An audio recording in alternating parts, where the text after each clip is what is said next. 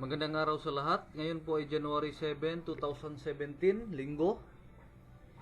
Hingi po ulit ako ng pangunawa sa lahat dahil mula nung nag-update ako dito sa group chat last second week of December, ngayon lang po ulit ako nakagawa ng update sa status ng project sa kadahilan ng hanggang ngayon po ay masama pa rin ang panahon dito sa amin at kinailangan ko rin pong atupagin ang mga personal na mga pangangailangan ng aking pamilya dahil sa nagdaang Pasko at bagong taon.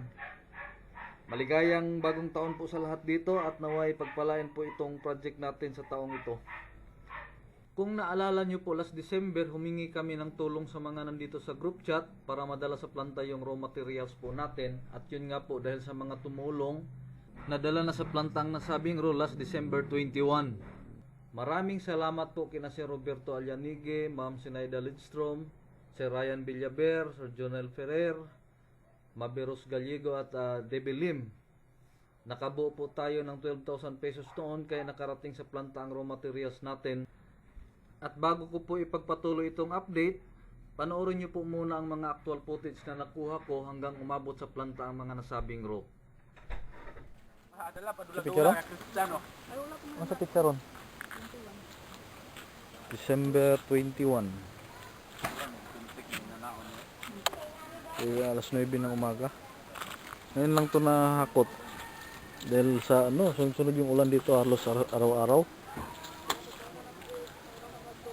Hintayin pa talagang medyo siya yung maubusan ng tubig doon sa sump para masaking, kasi pag maraming tubig so useless, hindi masaking yung ito. Kaya ng Lunes lang natapos, tapos hinintay pa yung truck na makapasok dito. Ngayon lang talaga umaga, Miyerkules, delay talaga dahil sa panahon dito ngayon. So mamaya to madadala na sa planta, idadaan pa to sa repulper doon para lalambot ulit. Pwede nang iakyat sa tangki ng 10 tons. 21 pa rin, Miyerkules. Dito na kami sa planta. Alas 3 na ng hapon ngayon. So maulan pa rin dito sa ngayon. So okay na at saking naman lahat.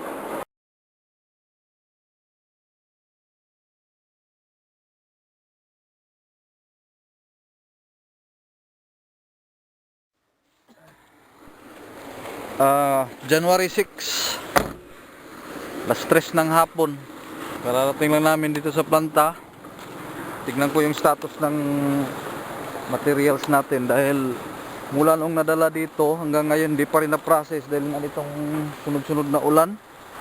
May inaayos pa silang yung sa agitator dahil medyo matigas na yan. Kaya kailangan mo na idaan sa agitator para maano siya ulit, lalambot ulit. So, yun yung ginagawa dito sa ngayon.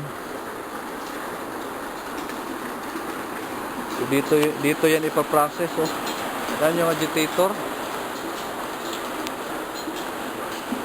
Sana matapos to ngayon. So, dito. Sakin mo yan muna yan dito. Tulog dyan.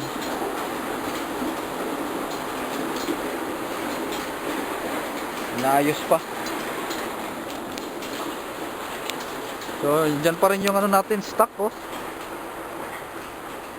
Hindi pa nagalaw. Grabe yung ulan kasi dito, halos araw-araw. Ngayon sama na naman ang panahon. Hindi laging makakapunta dahil nga pag nagmumotor lang ako, wala, basa lagi. So, yung kailangan natin ito sa ngayon na nadala na natin dito. Hopefully bukas matatapos na to.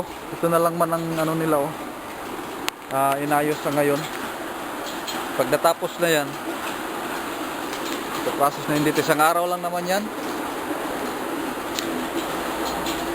So, yung kailangan naman natin chemicals, saka carbon at limestone, at yung pangbayad ng mga feeders para mula dito sa sump na to iaakyat doon sa tangke ng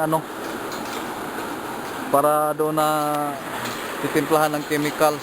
Hopefully siguro bukas Friday, by Sunday yata to matatapos.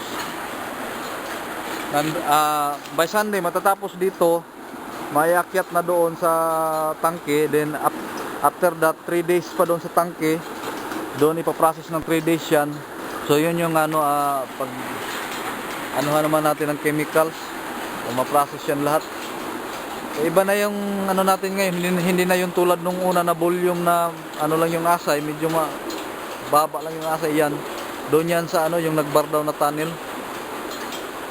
Sa taas yan lang yung nakuha namin bago siya nag-collapse. Anyway, subukan natin kung ano yung result. Mas maganda yan doon sa una. So next week, pag naiakyat na dyan, dito ako sa planta, mag-update pa rin ako kung ano na po yung dito, development sa natin, sa progress ng recovery. So ito muna po sa ngayon. Maraming salamat.